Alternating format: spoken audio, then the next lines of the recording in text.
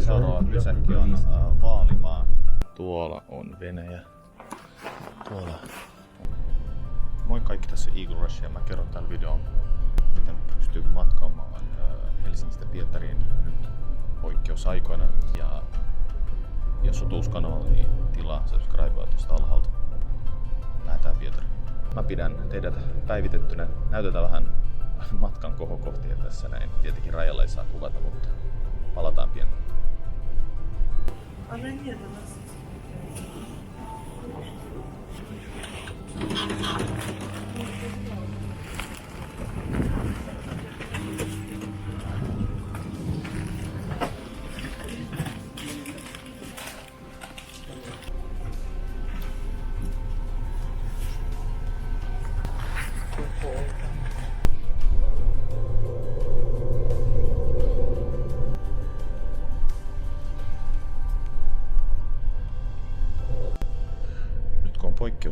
Poikkeusaikaa, niin korona-aikaa ei voi turistina matkata Helsingistä Pietariin muuta kuin. Eli nyt poikkeusaikaa ei pääse turistina kulkemaan Helsingistä Venäjällä kuin ainoastaan lentoteitse ja takaisin sitten mitä kautta tahansa, myös maata pitkin. Mutta koska mulla on erikoissyy, niin mä pääsen myöskin matkamaan maanteitse Pietariin. Ja vaihtoehtona on joko yksityiskyydit tai sitten ei niin kauan sitten on käynnistynyt myöskin bussiliikenne. Ja bussiliikenteestä uskallan suositella joko Ecolinesia tai sitten Lux Expressia. Sen lisäksi myöskin venäläinen firma Scandinavia. Nämä kaksi muuta on vissiin latvialainen ja olisiko virolainen. Aika edullisia. Pääsee matkaamaan alle 27 eurolla Ecolinesilla ja tyypillisesti euron kalliimpi on ollut Lux Express nyt joulun aikaa, niin Lux Express on 10 euroa kalliimpi eli 38 suuntaansa. Ja Ecolinesilla on myöskin semmoinen juttu, että jos sä ostat myöskin paluuliput takaisin, saat 10% alle, eli käytännössä esimerkiksi 2 hengelle edestakainen matka Pietarista Helsinkiin maksaa semmoinen vähän päälle 90 euroa, ei yhtään paha. Varsinkin nyt kun Allegron hinnat on vähän kalliimpia. Ellei tietenkin tilaa reilusti etuajassa ja varaliput sitten Allegrolla, jos sulla on oikeus ylittää maarajan. Ja tiedän, että Finnairin lentoliput sitten Pietarin on ollut vähän kalliimpia, ne on ollut suunnilleen 70, mutta myöskään aika edullisia huomioon ottaen, että Pulkova kentälle lennät tunnissa ja pääset siitä tietenkin keskustaan puolessa tunnissa reilu. Mukaan tarvitset koronatodistuksen, joka on nyt päivittynyt. Se pitää olla 48 tuntia tuore koronatodistus. Ja tämä koskee siis ei kaksoiskansalaisia, vaan Suomen kansalaisia tai muun maalaisia. Nämä dössat on muuten tosi trendikkäitä, moderneja. No, tässä on yleensä ollut myöskin näytöt. Tässä on ollut sellainen tämän kokoinen näyttö, jossa on voinut katsoa mitä vaan, voi pelaa, katsoa leffoja ja kaikkea semmoista.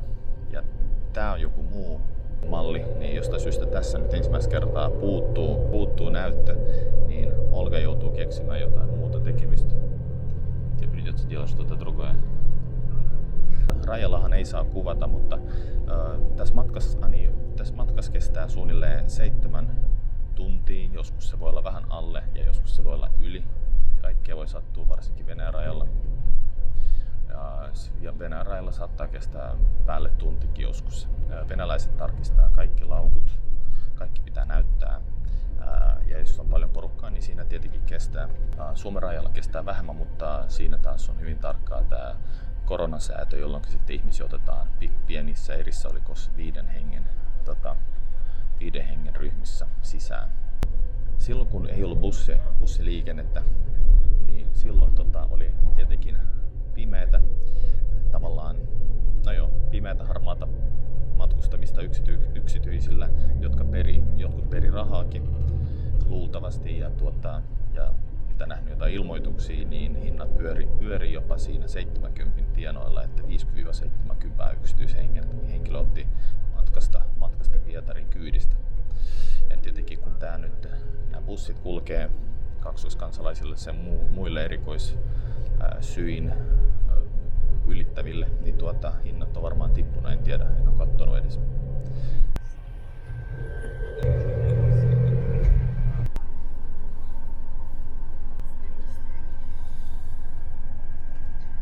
Olga on opiskellut suomea ja se osaa aika hyvin suomea muutaman kuukauden opiskelun jälkeen. Pravda? Puhut suomea? Vähän puhu suomea. Eli antakaa tykkäyksiä, laikipustavit, niin? Joo, kyllä. Eli ollaan vielä Vantaalla. Lähdettiin tästä lentokentältä. Veikkaan seuraava pysäkki on Vaalimaa. Ja piti sanoa vielä, että tosiaankin tässä on aika hyvin varustetut dösät. Hintansa nähden varsinkin. Täällä on dösät. Dösiin kuuluu siis yleensä netti. Täällä on mukavat tuolit, jotka ei irtaantuu toisistansa enemmän niin kuin jalkatilaa ja kaikkea sitä. Kuuluu myöskin kahviautomaatti, josta saa kaakaota, teetä ja vaikka mitä ihan juomakelpoista, siis ei mitään vessavettä. Ja perussäännöt, että bussissa liikkeellä ollessa saa käydä vessassa, vessakin löytyy. Ja paikallaolon aikana se on tietenkin estetty ja kielletty. Ja näin matka-aika vielä tonnelle. Lite drygt finski. Joku 3 tuntia dösällä menee rajalle, jonka jälkeen siellä ollaan joku Suomi-Venäjän rajan mukaan laskettu. Toivottavasti nyt ei pari tuntia, mutta voi olla niinkin päin, toivottavasti vähemmän. Ja sitten matka jatkuu Viipurin, sitten Pietari. Saapumisaika on oletusarvoisesti 23.30, mutta vaikka se on sellainen ylimitoitettu, että kyllä ollaan tultu aikaisemmin viimeistään 11, vaikka rajalla kestäisikin pidempään. Mutta vlogi jatkuu. Täällä on mukava, hyvä palvelu. Noi tyypit on mukavia kuljettajia ja ammattilaisia. Tuolla kertoo lisätietoa ja kaikenlaista. Ja aika lailla Venäjän painotteisesti kyllä kulkee semmoset väliaikatiedot.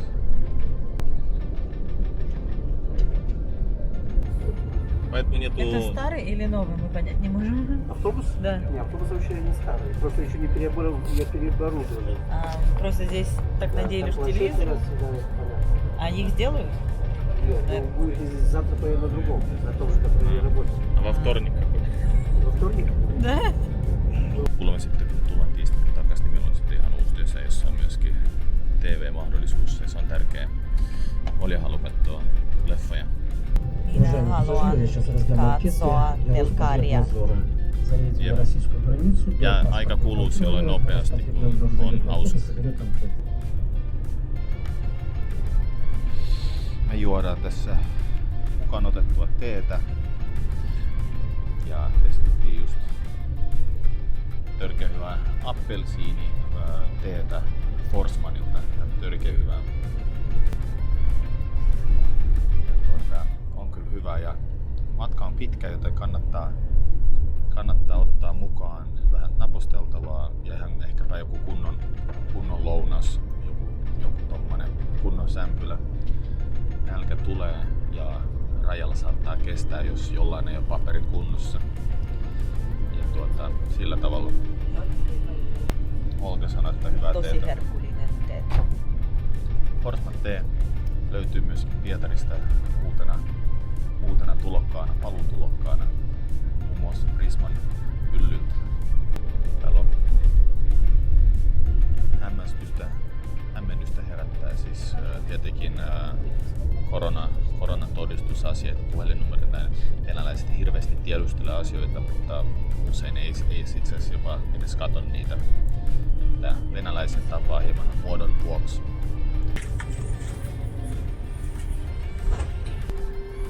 Ja nyt viiden tyyppien joukoissa otetaan, niin saa tässä kyllä kestää oma aikansa. Kello on nyt 6:30. Me lähdettiin 2:30. Eli hitanoloisesti kyllä Aika kulkee. То 6 человек проходит с нами, остальные ожидают. Okei, 6 tyyppiä.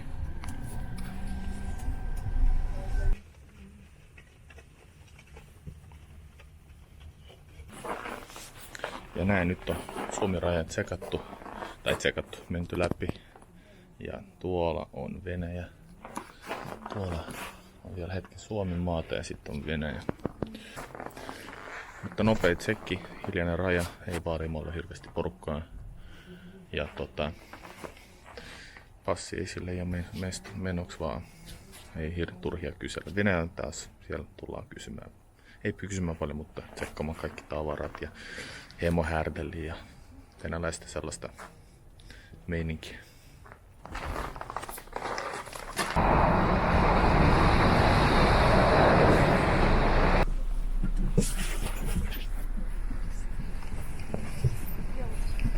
Viimeisen hetken kun linkkari toimii, LinkedIn toimii ja ollaan aivan nyt päästy Venäjälle.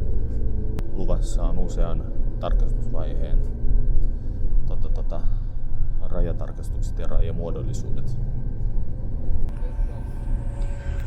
Tässä on kesällä toimiva tax-free koju, joka on varmaan ollut aika hiljaisena viimeiset 2 vuotta, lähes 2 vuotta.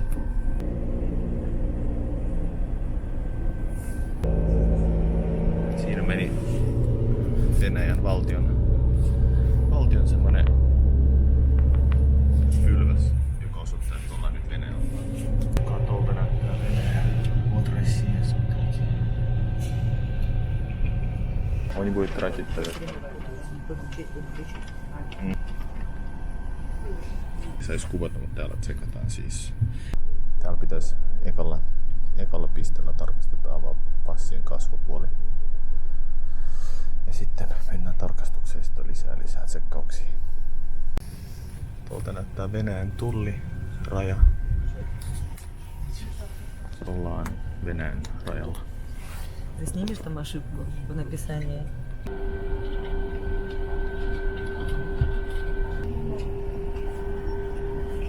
Siis aivan yllättäen. Rajalla ei mennyt kuin siis tosi vähän aikaa. Kaikki ne tarkistuksineen. Ja nyt ollaan ekalla tsekillä rajan jälkeen. Nyt tarkistetaan leimat, jonka jälkeen ehkä tarkistetaan vielä yhden kerran leimat. Muuten ollaan Venäjällä.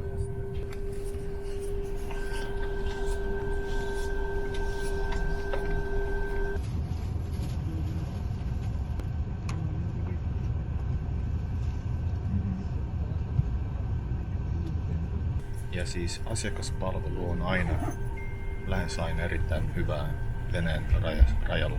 Porukka on mukavaa ja inhimillisiä usein. Toki sitten omat nyanssit, kun on vähän tiukempaa.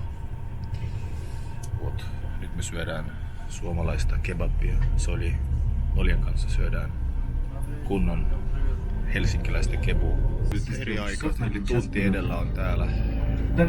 Edellä jäljellä on 3 tuntia matkaa.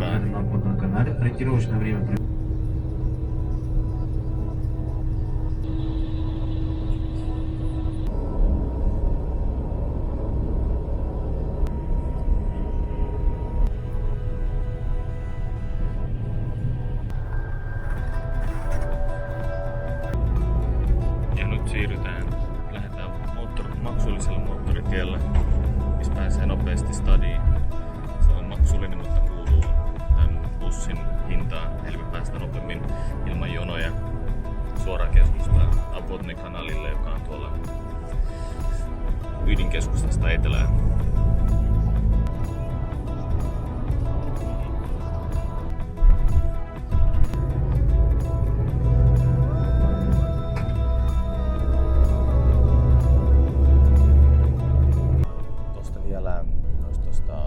Valtatien maksuista.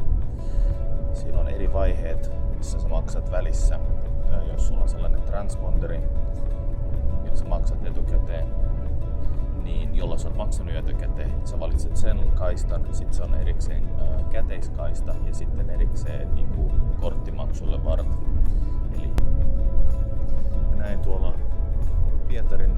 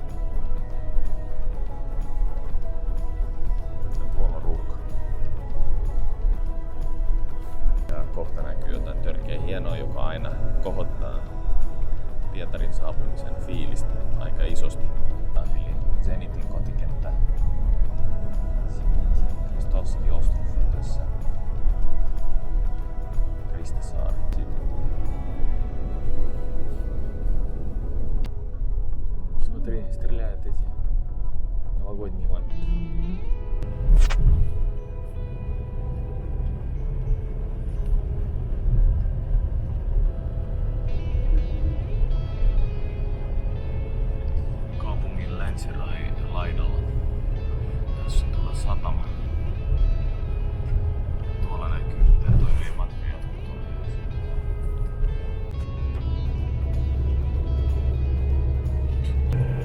Siitä 254 metriä vuokratilaa tosta noin suomalaisia bisneksiä pystyy.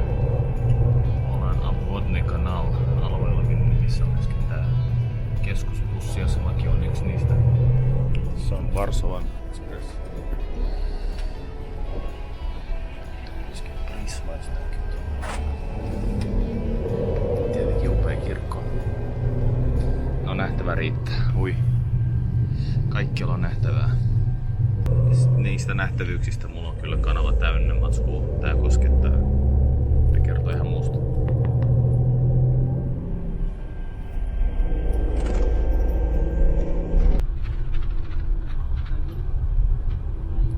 Nyt ollaan saavuttu Obvodny Kanal bussiasemalle. Täällä Obvodny Kanal, eli kanalilla täällä vieressä on kulkee tuo kanali. Ja matka oli mukava, tää oli yllättävän nopea.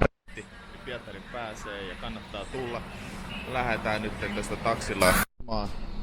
Kiitos kun katsoit tämän jakson. Toivottavasti siitä oli hyötyä. Jätä tykkäys, kommentoi ja tietenkin nähdään seuraavassa jaksossa. On Eagle Russia, se on moi!